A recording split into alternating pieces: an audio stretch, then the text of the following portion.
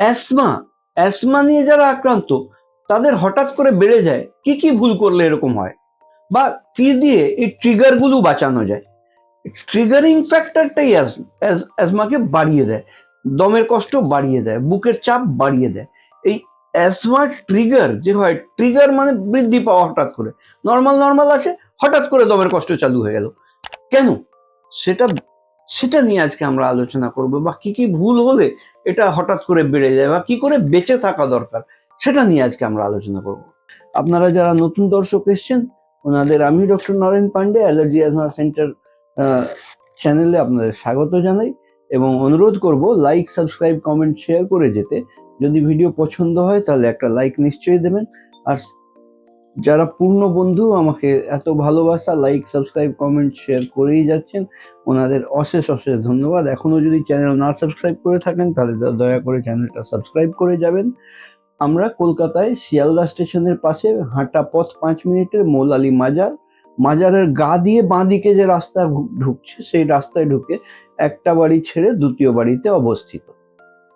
আমরা সকাল 11টা থেকে 8টা অবধি কাজ করি, সোমবার থেকে শনিবার, রোববার বন্ধ থাকে। আমাদের এখানে পরিষেবা নেওয়ার জন্য নিচে দেওয়া নাম্বার 7278034776 যোগাযোগ করে 500 টাকা অগ্রিম নন রিফান্ডেবল জমা দিয়ে অ্যাপয়েন্টমেন্ট নিয়ে এসে, কারণ স্লট ওয়াইজ আমাদের দেখা হয়, অ্যাপয়েন্টমেন্ট টাইম টু টাইম যাদের অ্যাপয়েন্টমেন্ট থাকে সেই হিসাবে, একদম স্লট ওয়াইজ হিসাবে আমরা কাজ করি, যাতে আপনার অসুবিধা না থাকে, আমরাও কমফোর্টেবলি কাজ করি।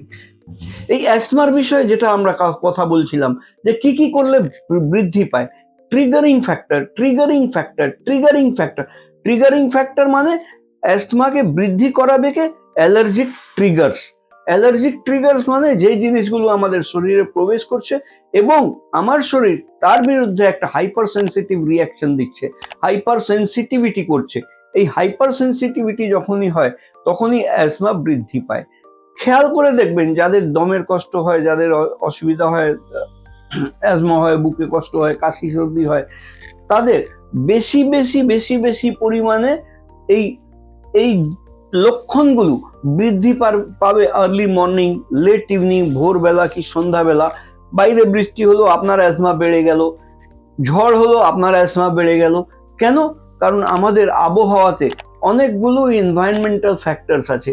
যদি অ্যাজমেটিক বা অ্যালার্জিক পেশেন্টদের আমরা আইসোলেট করে রাখি, ভোরবেলা আর সন্ধ্যাবেলা যদি দরজা জানলা ফ্রেশ বাতাসের জন্য না খুলে দরজা জানলা বন্ধ করে ওদেরকে আইসোলেট করে রাখা হয়, তাহলে দেখা যাবে এই বৃদ্ধি পাওয়াটা অনেকটাই কমবে। এই যে একটা মূল ধারণা আছে যে ঠান্ডা জল, ঠান্ডা জিনিস, খাওয়া দাওয়া এইসব দিয়ে বৃদ্ধি হয়ে যায়, নট আ কারেক্ট সিনারিও।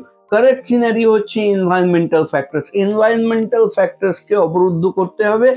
আর তার স্পেসিফিক সলিউশনের জন্য আমাদের প্রয়োজন আছে অ্যালার্জিকে শনাক্ত করা, কারণ অ্যালার্জিটা হচ্ছে ব্যাকবোন আর অ্যাজমা হচ্ছে মুখোশ।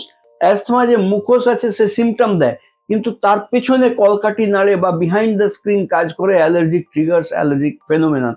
সেটার জন্য ওয়ার্ল্ড হেলথ অর্গানাইজেশন বা ওয়ার্ল্ড অ্যালার্জি অর্গানাইজেশনের অনুমোদিত যেটা gold standard of allergy testing হয়, মডিফাইড স্কিন প্রিক টেস্ট। সেই মডিফাইড স্কিন প্রিক টেস্ট আমাদের এখানে ওই হাতের চামড়ার উপরে অ্যালার্জেন রেখে ওটাকে ইন্টারঅ্যাক্ট করিয়ে স্কিনের মধ্যে আমাদের আইডেন্টিফাই করতে হয় কোন কোন জিনিস থেকে কত পরিমাণে অ্যালার্জি হচ্ছে।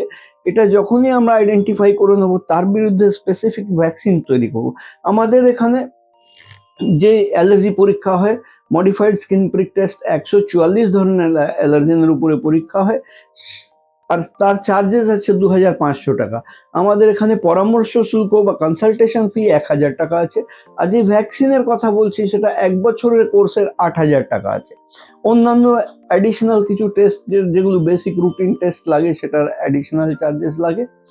আর এই ভ্যাকসিনটা ইঞ্জেকশন নয়, এটা ওরাল ড্রপ, মুখে জিভের তলায় ড্রপ খেয়ে 2-3 মাস নিলে পরেই ভ্যাকসিনের এফিকেসিটা আসতে আরম্ভ হয়।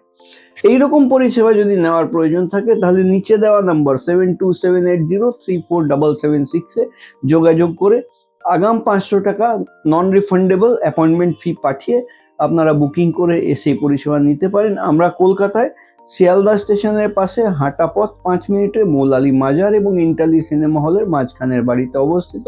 আজকের মতন এখানেই শেষ করলাম। আপনারা ভালো থাকেন, সুস্থ থাকেন। যদি সাবস্ক্রাইব না করে থাকেন তাহলে একটা সাবস্ক্রাইব অল বাটন প্রেস করবেন। ভিডিও পছন্দ হলে একটা লাইক বাটন প্রেস করবেন।